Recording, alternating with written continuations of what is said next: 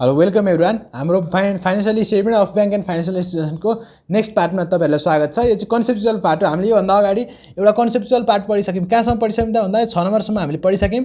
हामीले यहाँभन्दा सबै पढिसक्यौँ है। आज हामीले पढ्ने भनेको रिस्क म्यानेजमेन्ट सिस्टम हो है। योभन्दा अगाडि पढेकोमा मेन हामीले बुझ्नुपर्ने भनेको लिक्विडिटी म्यानेजमेन्ट र लोन लस प्रोभिजनको चाहिँ बुझ्नुपर्ने थियो। त्यो विषय चाहिँ अब अर्को आज पढ्ने भनेको चाहिँ एकदमै इम्पोर्टेन्ट छ। यो चाहिँ बुझ्नैपर्छ हाम्रो इक्जामको लागि, क्यालकुलेसनको लागि पनि। Risk management system. अब रिस्क म्यानेजमेन्ट सिस्टम भनेको के होला त हो, जस्तै ब्याङ्कमा रिस्क त हरेक काममा हुन्छ नि त, त्यस्तै गरी ब्याङ्कमा पनि रिस्क हुन्छ हो।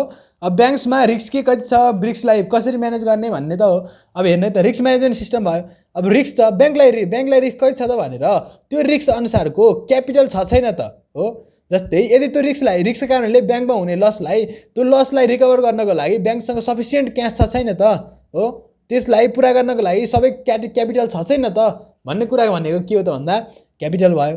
अब यही दुईवटा कुरालाई, जस्तै यो दुईवटा कुरालाई क्यापिटल एडिक्वेसी रेसियो भनेको के हो त, क्यापिटल एडिक्वेसी रेसियो भनेकै के हो त। अब यो दुईवटा कुरा भयो। यो दुईवटा कुरालाई अब यहाँ यस्तो गरौँ, यो तराजु भयो ल, यो तराजु भयो, यता पनि एउटा तराजु भयो ल, यता पनि तराजु भयो। अब यो तराजुमा के राखो त, यतापट्टि रिस्क राखो, अब यतापट्टि क्यापिटल राखो हो। यो दुईवटा रिस्क र क्यापिटललाई मिलाएर लानु भनेकै के हो त, क्यापिटल एडिक्वेसी रेसियो हैन त। रिस्क अनुसार क्यापिटल छ छैन चेक गर्न पर्यो। त्यो रिस्कलाई कभर गर्नको लागि त्यही अनुसार क्यापिटल छ छैन त भनेर चेक गर्न पर्यो हो। भनिसकेपछि रिस्क भनेको के हो, क्यापिटल भनेको के हो र क्यापिटल एडिक्वेसी रेसियो भनेको के हो, लगातार पढ्नु है त। भनेपछि रिस्कलाई कसरी क्यालकुलेट गर्ने होला। रिस्क कति प्रकारको हुन्छ, रिस्क 3 प्रकारको हुन्छ नर्मल्ली। के हुन्छ त, क्यालकुलेसन अफ रिस्क गर्दा रिस्क वेटेज एक्सपोजर भनेको क्रेडिट रिस्क हुन्छ एउटा, अर्को भयो मार्केट रिस्क भयो, अर्को भनेको अपरेसनल रिस्क भयो। क्रेडिट रिस्क भनेको क्रेडिट रिस्क भनेको के हो त, जस्तै क्रेडिट रिस्क भनेको कुनै पनि हामीले एसेट इन्भेस्ट गरेको एसेट्सहरू अथवा लोनहरू, इन्भेस्टमेन्टहरू, फिक्स एसेट्सहरू हो, यस्तोमा भएको लस है, यस्तो रिकभरी नभएर भएको लस जुन हुन्छ हो, त्यो भनेको चाहिँ क्रेडिट रिस्क भयो हो। मार्केट रिस्क भनेको के हो त, मार्केट प्राइस फ्लक्चुएसनको कारणले हुने रिस्क भनेको के हो, मार्केट रिस्क भयो। अहिले हामी थप पनि पढ्छौँ तर नर्मल्ली बुझ्दै गर्दाखेरि त्यसरी बुझ्नु पर्यो। अपरेसनल रिस्क भनेको के हो त, अपरेसनल फ्याक्टरको भेरियस अपरेसन फ्याक्टरको कारणले गर्दाखेरि हुने लस भनेको के हो त, अपरेसनल रिस्क भयो हो। भनिसकेपछि each and every credit risk कसरी पत्ता लगाउने होला, मार्केट रिस्क कसरी पत्ता लगाउने होला र अपरेसनल रिस्क कसरी पत्ता लगाउने होला त। अब भनेपछि पहिलेमा क्रेडिट रिस्क कसरी पत्ता लगाउने होला। क्रेडिट रिस्क पत्ता लगाउने दुईवटा स्टेप छ नर्मल्ली बुझ्दै गर्दाखेरि। क्रेडिट रिस्क कसरी पत्ता लाग्छ, पहिले नेट एक्सपोजर पत्ता लगाउनु पर्यो। नेट एक्सपोजर पत्ता लगाइसकेपछि रिस्क वेटेडले गुणन गरिसकेपछि क्रेडिट रिस्क आउँछ। यो थप हामी क्वेसन प्र्याक्टिस गर्दाखेरि मजाले बुझेर गर्छौँ है, अलिक सजिलो पनि हुन्छ क्वेसन प्र्याक्टिस गर्दाखेरि। नर्मल्ली ब्याङ्किङमा भएको फर्मेट हेर्दै गर्दाखेरि चाहिँ पहिले नेट एक्सपोजर निकाल्नु पर्यो, ग्रस एक्सपोजरबाट त्यसमा स्पेसिफिक प्रोभिजन र value of eligibility credit risk mitigate CRM घटाइसकेपछि के आउँछ, नेक्स्ट एक्सपोजर आउँछ। नेट एक्सपोजरमा रिस्क वेटेड गुणन गरिसकेपछि के आउँछ त, क्रेडिट रिस्क आउँछ हो। अब यहाँ स्पेसिफिक प्रोभिजन भनेको त क्वेसनमा दिएकै हुन्छ, स्पेसिफिक प्रोभिजनहरू, यसलाई यति प्रोभिजन बनाएको, यसलाई यति प्रोभिजन बनाएको भनेर। अनि तर अर्को एलिजिबल क्रेडिट रिस्क मिटिगेट भन्ने चिजहरू चाहिँ के हुन्छ भन्दा, एज पर द डाइरेक्ट रिस्कमा के भनेको थियो भन्दा, यो नेट एक्सपोजर क्यालकुलेट गर्नको लागि के पर्सेन्ट तत्त्वभित्र भन्दा gold or other precious metal पर्ने भए हो, गभर्मेन्ट र अथवा NRB को बोन्डहरू पर्ने भए, fixed deposit with the same ब्याङ्कमा राखेको फिक्स डिपोजिटहरू पर्ने भयो, fixed deposit with the another bank subject to the haircut of 20% भयो, guaranteed by the central government or foreign government भयो, guaranteed by the foreign banks भयो, guaranteed by domestic bank subject to a haircut of the 20% भयो। यो भनेको चाहिँ के भित्र पर्ने भयो त, CRM भित्र पर्ने भयो। यो हामी थप क्रेडिट रिस्क कसरी निकाल्ने भन्ने चाहिँ हामी थप प्र्याक्टिकल क्वेसनमा अर्को पार्टहरूमा योभन्दा पछाडि आएको पार्टहरूमा हेर्नु होला। त्यसमा हामीले क्यालकुलेसन गरेका छौँ, त्यसमा क्यालकुलेसनमा हेर्नु होला। अब मेन ब्याङ्किङमा दिएको फर्मेट भनेको चाहिँ यसरी हुन्छ। अब यसमा रिस्क वेटेड छ, नेट एक्सपोजर त यहाँ निकाल्यौँ। रिस्क वेटेड भनेको के होला त, के हो त रिस्क वेटेड भनेको। अब रिस्क वेटेड भनेको चाहिँ कति रिस्क छ त, जस्तै हामीले प्रोभिजनहरू दिएको हुन्छ हामीसँग, जस्तै क्यास ब्याङ्क होला हो, क्यास पैसा होला। अब जस्तै यहाँ हेरेरै भनौँ, जस्तै यहाँ हेर्नु, यहाँ बुकमा छ के छ भन्दा रिस्क वेटेड भनेको यसरी पर्सेन्टेजमा दिएको हुन्छ हो। अब यो सबै यहाँ देखिएको छ होला है, ल अब थप राम्रोसँग देखियो होला। यहाँ छ रिस्क वेटेड भनेको चाहिँ के हो भन्दा जस्तै हामीलाई दिएको हुन्छ क्यास ब्यालेन्सको रिस्क वेटेड कति हुन्छ 0% हुन्छ हो क्यास ब्यालेन्सको। अनि त्यसै गरी अर्कोको भयो ब्याङ्क विथ एनआरबीमा भएको रिस्क कति हुन्छ 0% हुन्छ। एनआरबीमा राखेको पैसा के को रिस्क गभर्मेन्टमा राखेको त्यस्तै रिस्क भयो।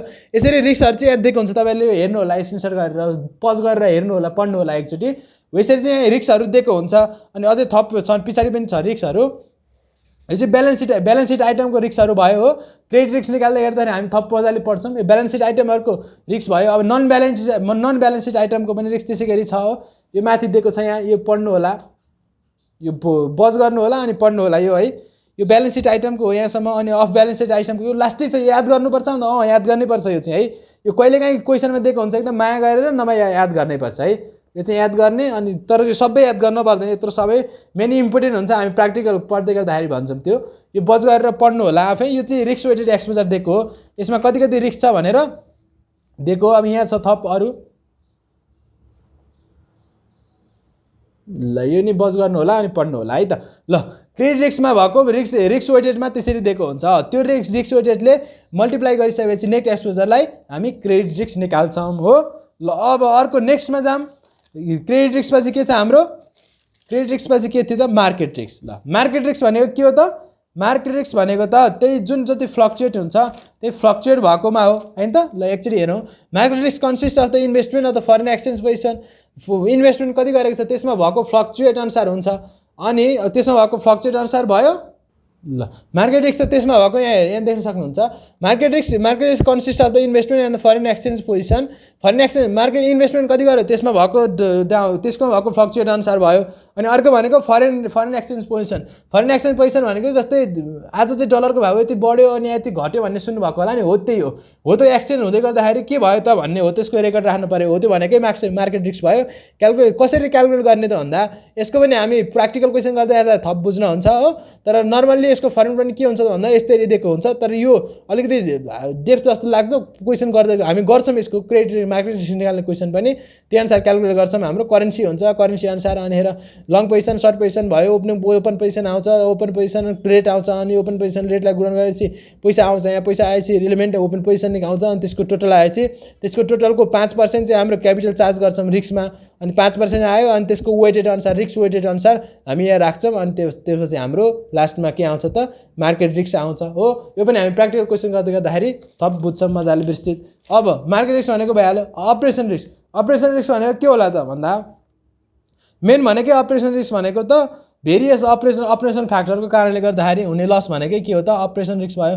It is the risk that a bank may have to focus losses faces losses on amount of various operational factor कारणले फेस गर्ने लस भयो।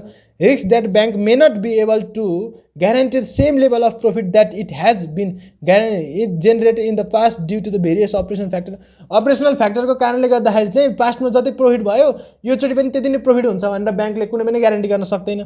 त्यस्तै अर्को अपरेटिङ इन्कम भयो।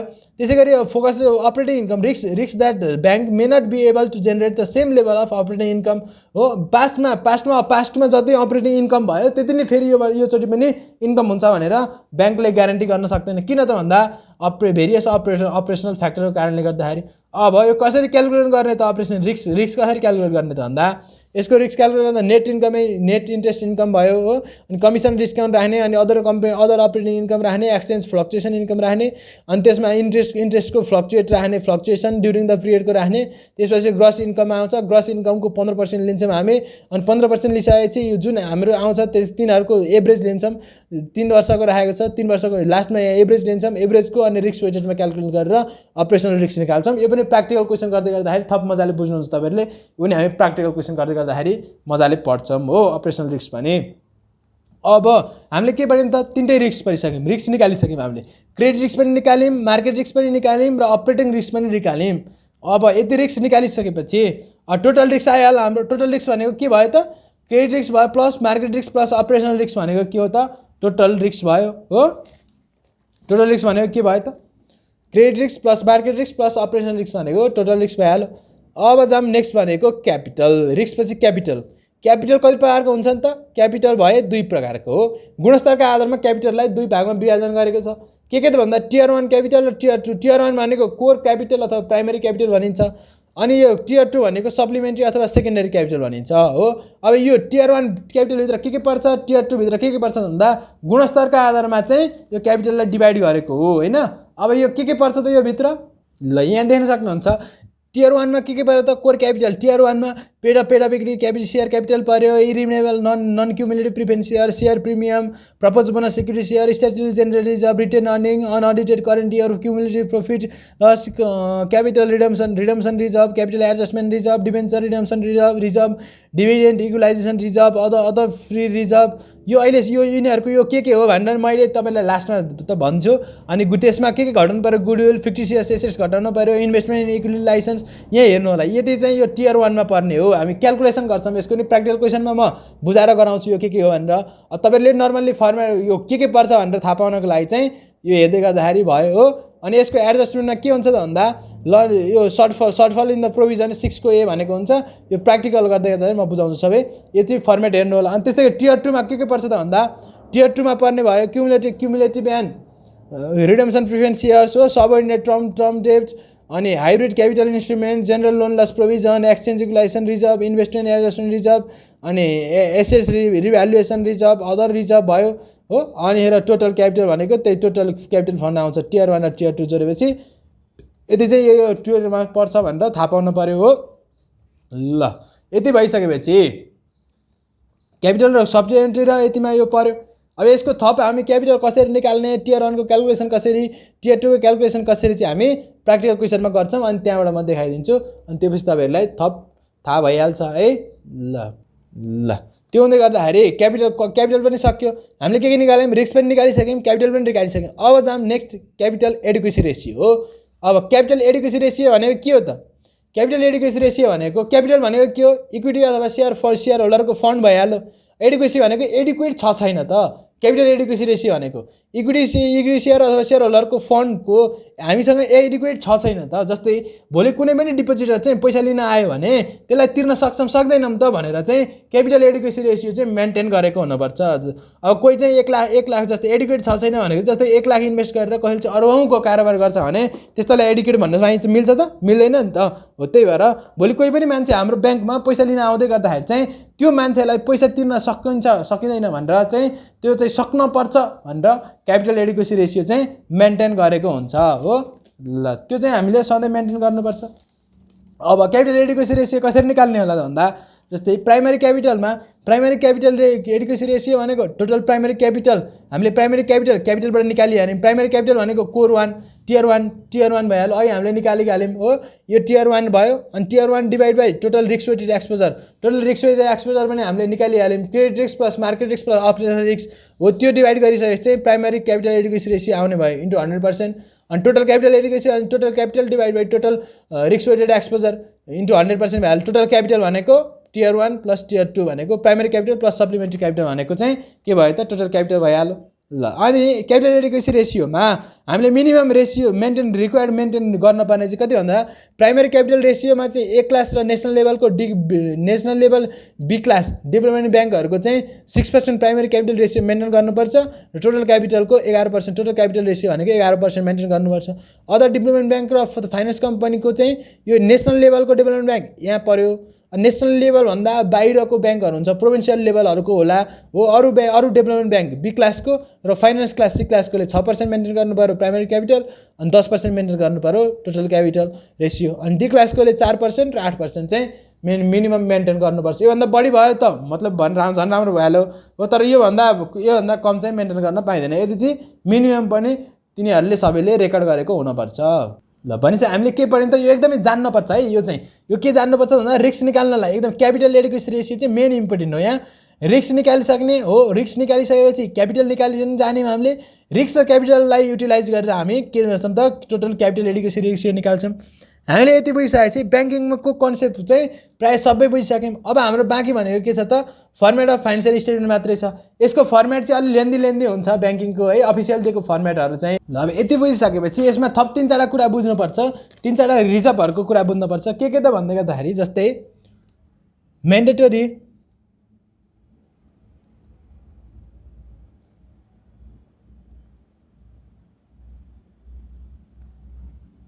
तीन चारवटा रिजर्भहरूको कुरा चाहिँ बुझ्नुपर्ने हुन्छ। के रिजर्भहरू त भन्दै गर्दाखेरि फर्स्टमा भयो जेनरल रिजर्भ हो। जेनरल रिजर्भ भनेको के हो भनेर बुझ्नु पर्यो, कति मेन्टेन गर्ने भन्ने थाहा पाउनु पर्यो। अर्को भनेको एक्सचेन्ज फ्लक्चुएसन रिजर्भ, अहिले पनि भनेको थिएँ मैले, एक्सचेन्ज फ्लक्चुएसन रिजर्भ हो। यो पछि अर्को थाहा पाउनु बुझ्न पर्यो इन्भेस्टमेन्ट फ्लक्चुएसन रिजर्भ।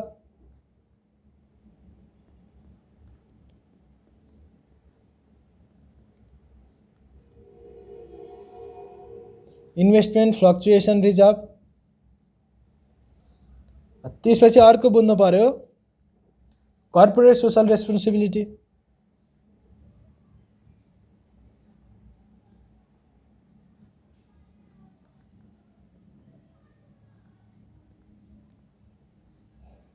CSR भन्छ यसलाई हो। यो चाहिँ कसरी मेन्टेन गर्नुपर्छ भनेर यदि अरू पनि हुन्छन्, अहिले म देखाउँछु अरू चाहिँ।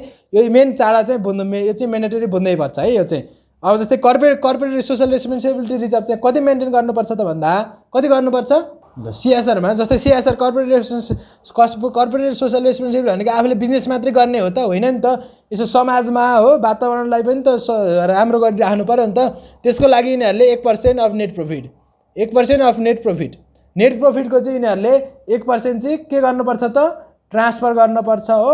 एभ्री इयर चाहिँ सबै जुनसुकै जब पहिलो वर्ष दोस्रो वर्ष भन्ने जुन वर्ष भयो नेट प्रफिटको 1% चाहिँ CSR फन्डमा ट्रान्सफर गर्नुपर्ने हुन्छ।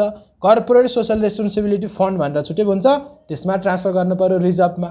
इन्भेस्टमेन्ट फ्लक्चुएसन रिजर्भ यसको के हो त, यसको मतलब भनेको जस्तै अभाइलेबल फर सेल इन्भेस्टमेन्ट हुन्छ, त्यसको मूल्य चाहिँ घट्दा हुने घाटा भनेकै के हो त, त्यो बिहोर्नको लागि चाहिँ यसले 2% चाहिँ 2% चाहिँ यसले मेन्टेन गरेको हुनुपर्छ हो।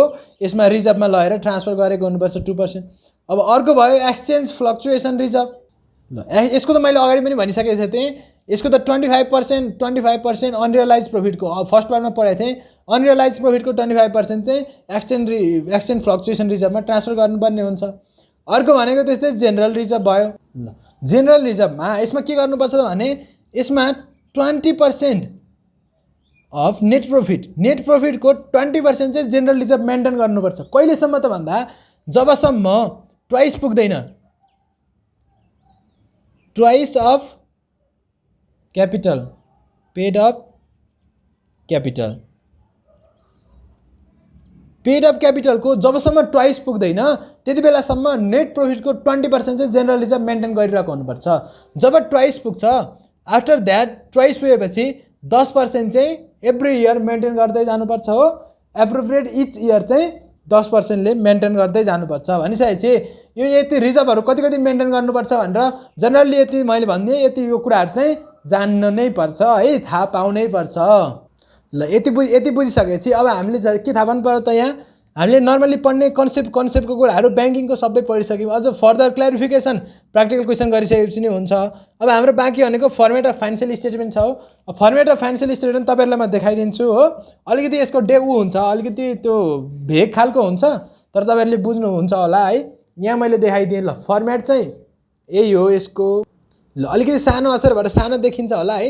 Name of the financial institution भइहाल्यो। Statement of financial position balance सिटको फर्मेट भयो यो है। एसेट साइडमा यहाँ भयो एसेट्समा, अनि लेबिलिटी साइड यहाँ भयो। अब यसमा के छ नि यसको बारेमा म अहिले मतलब यसको यिनीहरूको डिस्क्रिप्सन पनि देखाइदिन्छु। यिनीहरू क्यास एन्ड क्यास इक्विभ्यालेन्ट भनेको के हो, ड्यू फ्रम नेपाल राष्ट्र ब्याङ्क भनेको के हो, placement with the bank and financial institution भनेको के हो, डिरेक्टिभ फाइनेन्सियल इन्स्टिट्युसन भनेको के हो, इन्स्ट्रुमेन्ट भनेको के हो, यो सबै अहिले म देखाउँछु यसमै। अब यो फर्मेट चाहिँ हेर्नु होला, यस्तो हुन्छ फर्मेट यो। अनि यतापट्टि अर्को त्यसैको टोटल ल्याबिलिटी निकालिसकेपछिको फर्मेट भयो हो। यो टोटल ल्याबिलिटी निकालिसकेपछिको फर्मेट भयो। अनि यहाँ पछि के आयो त, यसको टोटल ल्याबिलिटी र इक्विटी पनि आइसक्यो। त्यो पछि ब्यालेन्स सिट सक्यो। अब profit statement of profit and लसको फर्मेट के हुन्छ त भन्दा यस्तो हुन्छ। यसमा हेर्नु होला यहाँ। ल यसमा यहाँ देखिएको छ के छ त भन्दाखेरि इन्ट्रेस्ट इन्कम भयो, इन्ट्रेस्ट एक्सपेन्सेस भयो, नेट इन्ट्रेस्ट इन्कम भयो। यहाँ छ यही हो statement of financial provision, statement of profit and लसको एसओपिएलको फर्मेट भयो यो। यसमै छ सबै। अर्को बाँकी त्यसकै कन्टिन्युटी भनेको यहाँ भयो प्रोफिट बिफोर ट्याक्सदेखि यसको फर्मेट भयो। अनि हेर स्टेटमेन्ट अफ कम्प्रिहेन्सिभ इन्कम भनेको कम्प्रिहेन्सिभ इन्कमको स्टेटमेन्ट यो भयो फर्मेट, यो फर्मेट भयो कम्प्रिहेन्सिभ इन्कमको। ल यति नै हो यसको फर्मेट। यही हो, अलिक भेक खालको हुन्छ यो। प्र्याक्टिकल्ली क्वेसन आफैले गर्दाखेरि चाहिँ अलिकति थाहा हुन्छ यसको कन्सेप्टहरूको चाहिँ। ल त्यो हुँदै गर्दाखेरि अब त्यो भित्रको आइटमको बारेमा थोरै बुझौँ न त होइन। त्यो भित्र आइटम भनेको के हो त भन्दै गर्दाखेरि जस्तै ब्यालेन्स सिटका आइटमहरूको बारेमा के छ भन्दै गर्दाखेरि तपाईँलाई देखाउँछु, पज गरेर पढ्नु होला है त आफै त्यो। ल यो ब्यालेन्स सिटको आइटमहरूको अघि तपाईँले देखाएको फर्मेटको ब्यालेन्स सिटको आइटमहरूको भयो यो। यसको चाहिँ डिस्क्रिप्सन यो के भनेको यो आफै पज गर्नु होला अनि पढ्नु होला। यता अर्को अरू पनि छ नि यसको सबैमा देखाइदिन्छु तपाईँहरूलाई। ल यसमा पनि देखिन्छ होला, यहाँ यसमा पनि देखेको छ। त्यसकै कन्टिन्युटी हो यो, पढ्नु होला। बुझिन भने तपाईँहरूले केही कमेन्ट गर्नु होला, त्यहीँ तपाईँहरूको म रिप्लाई गर्छु अथवा फर्दर डिस्क्रिप्सनमा लिङ्क छन् त्यहाँबाट कन्ट्याक्ट गर्न सक्नुहुन्छ। अनि अर्को भनेको फाइनेन्सियल पोजिसनको ल्याबिलिटी साइडको हो। ल्याबिलिटी साइडमा के थियो त भनेर त्यसको यहाँ त्यसले यो भनेको के हो भन्ने यहाँ दिएको छ। यसलाई राम्रोसँग पढ्नु होला। र यतापट्टि छ अर्को त्यही ल्याबिलिटी साइडकै कन्टिन्युटी, ल्याबिलिटी साइडकै कन्टिन्युटी छ यसमा। यो भयो, यसलाई नि पढ्नु होला मजाले। केही नबुझेको थप छ भने मैले कति कुराहरू त पढाउँदै भनिसकेको हुन्छ र कति बाँकी चाहिँ भन्न भनेको हुनसक्छ। यहाँ रिजर्भहरूको बारेमा छ, रिजर्भहरूको बारेमा यहाँ पढ्नु होला तपाईँहरू आफैले है राम्रोसँग। अनि यतापट्टि अर्को भयो त्यही रिजर्भहरूको कन्टिन्यू भयो। अनि त्यसपछि यहाँसम्म भयो, यहाँ पछि ब्यालेन्स सिटको आइटमहरू सक्यो हो। यहाँ पछि अब आयो स्टेटमेन्ट अफ प्रॉफिट एन्ड लसको आइटमहरूको।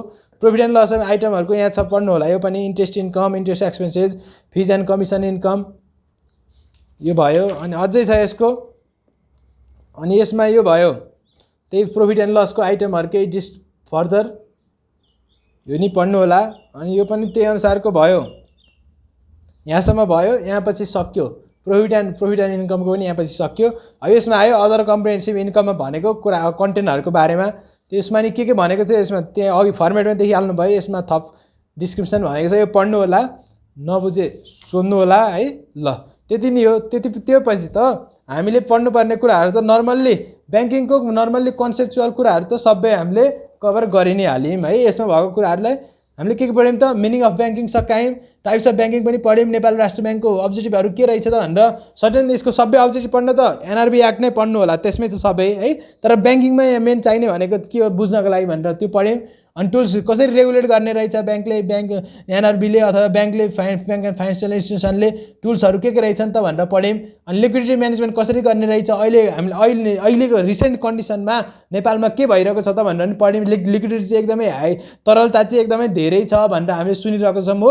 त्यो तरलतालाई म्यानेज गर्नको लागि चाहिँ त्यो कसरी ग्रोथ रेट बढाउने र ग्रोथ रेट बढाउँदा सँगसँगै प्राइस र इन्फ्लेसनलाई पनि मेन्टेन गर्दै कसरी लाने भन्ने कुराहरू भयो। अनि हेर अर्को अकाउन्टिङ पोलिसीमा मेन बुझ्न पर्ने भनेको लोन लस प्रोभिजन हो। लोन लस प्रोभिजन चाहिँ बुझिसकेपछि 1%, 5% हो। अनि 1%, 5%, 25%, 50%, 100% र 12.5% भयो। यो पनि हामीले पढिहाल्यौँ। अनि इन्ट्रेस्ट इन्कम यिनीहरूको अकाउन्टिङ कसरी गर्ने पर्ने पनि पढ्यौँ। अनि अर्को भनेको non banking assets. Non banking assets भनेको ब्याङ्कमा नन ब्याङ्किङ एसेट्सहरू चाहिँ छ एकदमै भनेर सुन्नुभएको होला हो। एनबिए छ भनेर सुन्नुभएको होला हो। त्यो भनेको नन ब्याङ्किङ एसेट्स भनेको के भनेर पनि पढिहाल्यौँ। र अर्को मेन इम्पोर्टेन्ट भनेको risk management system. Risk management सिस्टममा रिस्क भनेको कति प्रकारका हुन्छन्? 3 प्रकारको। के रिस्क त?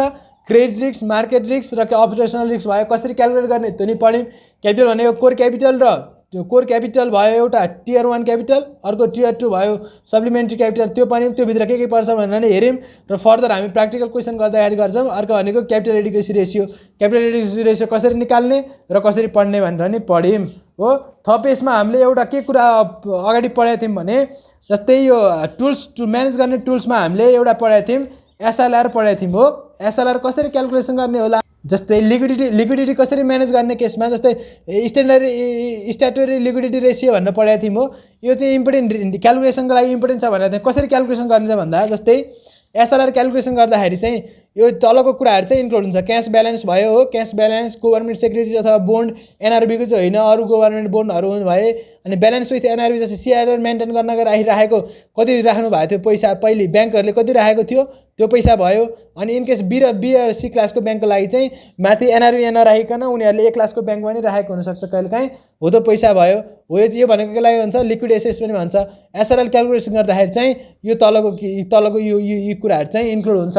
यसरी चाहिँ हामीले पढ्छौँ एसआरआर क्यालकुलेसन गर्दाखेरि हो। भनिसकेपछि हामीले सबै पढ्नुपर्ने कुराहरू पढ्यौँ ब्याङ्किङमा पनि। अब यसमा थप तपाईँहरूलाई केही कन्फ्युजन केही छ भने हामी थप अर्को पार्टमा प्र्याक्टिकल क्वेसन गर्दाखेरि नि बुझिन्छ होला। नेक्स्ट पार्टहरू हेर्नु होला। र यसमा अझै कन्सेप्टमा केही कन्फ्युजनहरू केही छ भने चाहिँ कमेन्टमा केही छोड्न सक्नुहुन्छ कमेन्ट। फर्दर डिस्क्रिप्सनमा लिङ्क छन्, त्यहाँबाट कन्ट्याक्ट गर्न सक्नुहुन्छ भन्दै यो ब्याङ्किङको कन्सेप्टको पार्टबाट पनि म बिदा हुन्छु। अब हामी नेक्स्ट पार्ट प्र्याक्टिकल क्वेसन लिएर आउँछौँ। हस्, thank you everyone, by by.